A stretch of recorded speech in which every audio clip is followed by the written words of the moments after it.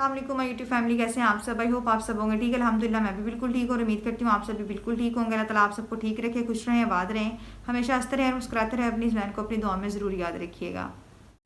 सबसे पहले मैं बहुत ज़्यादा खुश हूँ। खुश मैं क्यों? क्योंकि कल काज़मी साहब ने जो काम किया ना, उसके बाद अल्हम्दुलिल्लाह मुझे सबसे बड़ी खुशी जो हो रही है ना, जो लोग काज़मी साहब के साथ खड़े हुए हैं, जितने भी वकला हैं, जितने भी यूट्यूबर्स हैं, सब मैं कहती हूँ भाई सबको खुश होना चाहिए, क्योंकि उस बंदे ने इस चीज़ का 100% यहाँ पे आके प्रूफ दे दिया कि वो बंदा सच्चा है। ठीक, शुक्र है अल्लाह का कि काज़मी साहब ने इस तरह से किया और मुझे यकीन हुआ इस चीज़ का कि हम लोग हक और सच के साथ खड़े हैं, क्योंकि झूठा इंसान कभी भी ये काम नहीं कर सकता। और उन्होंने जिस तरह से आके कुरान पाक को सामने रखा है और फिर सारा कुछ उन्होंने दिखाया, अपनी शादी की वीडियोस दिखाई हैं, तो मुझे नहीं लगता कि उसके देखने के बाद कोई भी बंदा ये कह सकता है कि भाई वो बाप गलत है।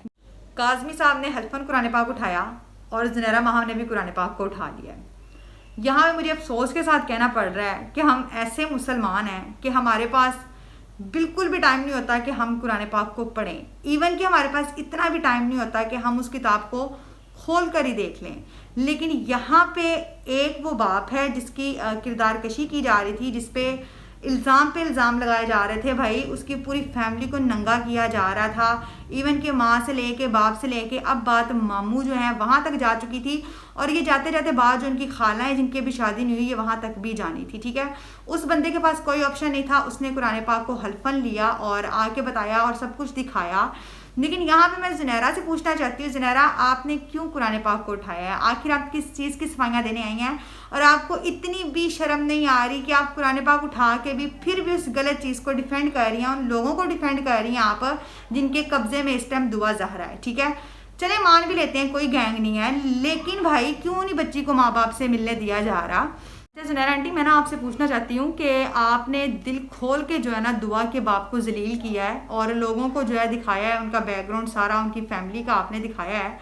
तो मैं यहाँ आपसे ये पूछना चाहती हूँ कि मोहतरमा, आपने ज़हीर का इंटरव्यू किया है, आप उनके घर तक गई हैं और आपके इतने सोर्सेज हैं माशाल्लाह से, जिन लोगों ने आपको दुआ की पूरी फैमिली के बैकग्राउंड के बारे में बताया, पूरी स्टोरियाँ बताई। तो मैं आपसे ये पूछना चाहती हूँ कि क्या अब तक ज़हीर की फैमिली में से उसके किसी रिश्तेदार ने आपके साथ कांटेक्ट नहीं किया? क्योंकि आप इस केस को देख रही हैं ना, आप इस केस को हैंडल कर रही हैं, तो आपको चाहिए था कि भाई आप उसके बारे में भी बताती, तो आप उसके बारे में भी बताती। लेकिन यहाँ पर ये ज़हीर और ज़हीर की फैमिली जो है ना वो तो दूध की धुली हुई है, क्योंकि उसके खिलाफ तो आप कोई बात करेंगी नहीं। लेकिन यहाँ पे आ जाते हैं जी दुआ की तरफ। तो दुआ की फैमिली का तो बैकग्राउंड आप सबको पता है कि भाई कैसा है, ज़ुनैरा आंटी ने आपको बताया है। तो मैं ज़ुनैरा बीबी तुमसे पूछना चाहती हूँ कि काइंडली जहाँ पे तुमने दुआ के बाप के बैकग्राउंड के बारे में लोगों को सारा कुछ बताया है, तो ज़हीर के बाप के बारे में क्यों नहीं बताया? भाई उसके बाप ने कौन कौन से ब्लेंडर किए हैं, कहाँ से वो बिलोंग करते हैं, कहाँ पे रहते हैं? यहाँ पे एक और सवाल है, वो ये है कि अगर दुआ गैंग के हाथों में नहीं है और अपने इन लॉज के घर में है, तो यहाँ पे पेरेंट्स से क्यों नहीं मिलने दिया जा रहा? और कुछ लोग आके ये कहते हैं कि पेरेंट्स से ख़तरा है भाई, वो उसको कत्ल कर देंगे, उसको मार देंगे। तो मतलब ये जो इतने लोग इस केस के ऊपर काम कर रहे हैं, वकला काम कर रहे हैं, सब कुछ कर रहे हैं, क्या वो इसलिए कर रहे हैं कि दुआ अपने पेरेंट्स के पास जाएंगी तो वो पेरेंट्स उसको गैरत के नाम पे कत्ल कर देंगे? आखिर मैं पूछना चाहती हूँ ऐसी क्या वजह है कि उस बेटी को पेरेंट्स से मिलने नहीं दिया जा रहा? मतलब कि वो 2 टके के यूट्यूबर्स को इंटरव्यू दे सकती है, सारा कुछ कर सकती है, लेकिन वो अपने पेरेंट्स से नहीं मिल सकती। और अगर पेरेंट्स मिलने की कोशिश करते हैं तो उनके साथ क्या कुछ किया जाता है, ये सब आप लोगों ने देखा है। तो मैं ज़ुनैरा बीबी से पूछना चाहती हूँ कि ज़ुनैरा काइंडली, आप कल भी अपनी वीडियो में यही कह रही थी हल्फन कुरान पाक उठा के कि दुआ किसी गैंग के हाथ में नहीं है, दुआ बहुत खुश है, दुआ अपने जो इन लॉज हैं उनके साथ बहुत ज़्यादा खुश है। तो काइंडली आप मुझे ये बताएं कि वो क्यों उसके पेरेंट्स से मिलने नहीं दिया जा रहा? और एक खेतों में काम करने वाला जो ज़हीर का बाप है, उसके बेटे को इतना प्रोटोकॉल, और इसके लिए मतलब कि पाकिस्तान में सारा कुछ इतना इजी है कि भाई उसके पासपोर्ट तक बन गए हैं, विदाउट जो है आईडी कार्ड सारा कुछ हो गया है। आखिर ये सब कैसे हो रहा है? मतलब कि वो इतना पावरफुल है या फिर उसके इतने ज़्यादा सोर्सेज हैं कि उसके लिए कोई भी काम पाकिस्तान में करना मुश्किल नहीं है। आम इंसान के लिए ये सब कुछ करना जो है ना बहुत मुश्किल है, और जितनी एक आम इंसान को ज़लालत जो है वो सहनी पड़ती है, ये सब आप लोग जानते हैं। उसके बावजूद ये ज़ुनैरा माहम जो है वो उनको डिफेंड कर रही हैं, और वो कल भी आगे यही कह रही थी कि जो है दुआ वो किसी गैंग के हाथों में नहीं है, दुआ बहुत ज़्यादा खुश है। काइंडली आप लोग खुद सोचें कि यहाँ पे पेरेंट्स के साथ जो है बेटी को मिलने नहीं दिया जाता, और जब उसको अदालतों में लेके जाते हैं वो किस तरह से और किस गेटअप में उसको लेके जाते हैं। और जहाँ जब बात आती है कि इनकी 3 साल तक लव स्टोरी चलती रही है, तो इनकी चैट कहाँ है, तो ऐसे कोई प्रूफ यहाँ पे आके आपको नहीं दिखाए जाते। और आपको वो प्रूफ दिखाए जाते हैं उनकी पर्सनल लाइफ के, कि इनकी लाइफ कैसी थी, इन्होंने शादी कैसे की, किस तरह से की।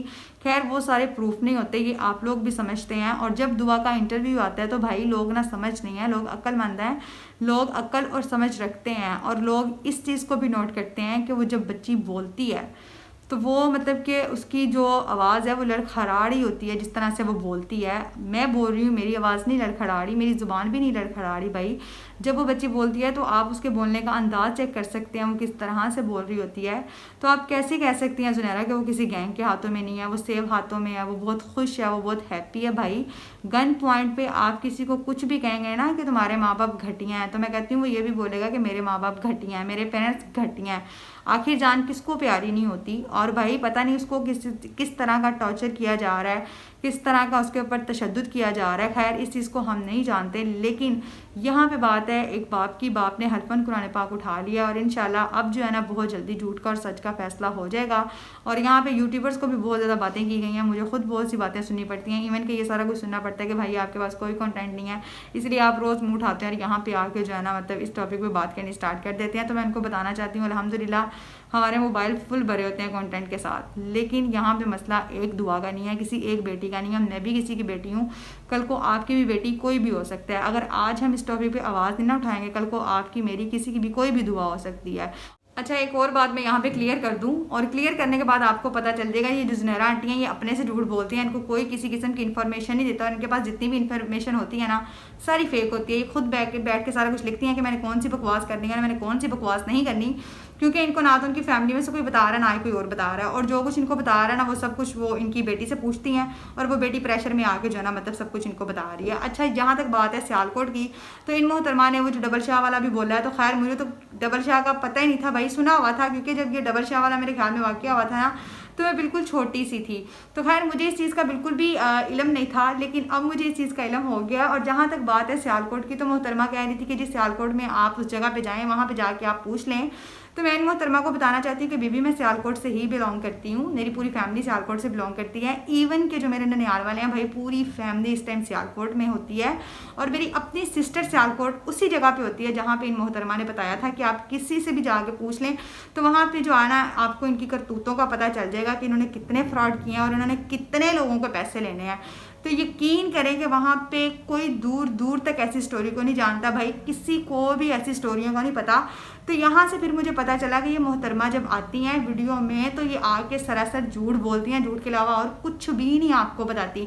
ना तो इनके पास कोई प्रूफ होते हैं और ना ही कोई फैमिली वाला इनको बताता है। ये जो भी बकवास करती हैं ना तो ये खुद से आके करती हैं, इनको कोई भी नहीं बताता। ज़ुनैरा माहम ने जितने इल्ज़ाम काज़मी साहब पे लगाए थे वो सब आप लोगों के सामने जो है क्लियर हो चुके हैं, और जितने उन्होंने प्रूफ दिखा दिए हैं इसके बाद कोई चीज़ नहीं रह जाती दिखाने के लिए। और हल्फन उन्होंने कुरान पाक उठा लिया, तो कुरान पाक से बढ़कर कोई चीज़ नहीं होती। और यहाँ पे जी ज़ुनैरा माहम ने भी जो है ना कुरान पाक को हल्फन उठाया है, तो मुझे ऐसा लगता है कि अब जो ये फ़ैसला है ना ये अल्लाह ताला की अदालत में जा चुका है, और इंशाल्लाह इसका फ़ैसला तो बहुत जल्दी अल्लाह ताला की ज़ात करेगी।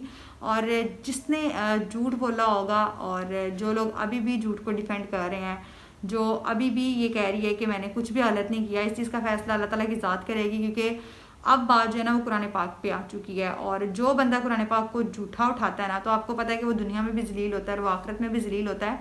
तो खैर मैं यही कहूँगी कि आपके सामने ज़ुनैरा माहम अभी से जलील हो रही है, लेकिन फिर भी अगर वो कहती है कि मैं सच्ची हूँ, मैंने कुछ भी गलत नहीं किया, तो इस चीज़ का फ़ैसला इंशाल्लाह बहुत जल्दी हो जाएगा और आप लोगों को पता चल भी जाएगा। और अब जहाँ तक बात इस केस की और काज़मी साहब की है, तो मैं यही कहूँगी कि काइंडली उनका बाजू बने, क्योंकि वो सर्वाइव कर रहे हैं ना कि अपनी बेटी के लिए, आप सबके लिए, पूरे पाकिस्तान की बेटियों के लिए, हम सबकी माओ बहनों बेटियों के लिए, उनकी इज्जतों के लिए वो सर्वाइव कर रहे हैं। तो खुदारा उनका बाजू बने, इधर उधर की बातों पे फोकस ना करें, कौन क्या कह रहा है क्या कहता है उसको कहने दें। देखिए उनकी पर्सनल लाइफ पे पहले बहुत ज़्यादा बकवास की जा चुकी है और मज़ीद मुझे नहीं लगता कि अब वो मोहतरमा करेंगी।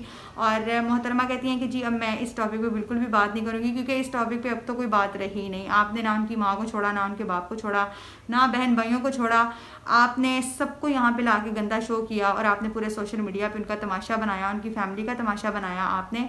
खैर, और फिर आपने हल्फन जो है कुरान पाक उठा के इस चीज़ की तस्दीक कर दी कि भाई मैंने ऐसा कुछ भी नहीं किया, और अभी भी आप गलत चीज़ को डिफेंड कर रही हैं।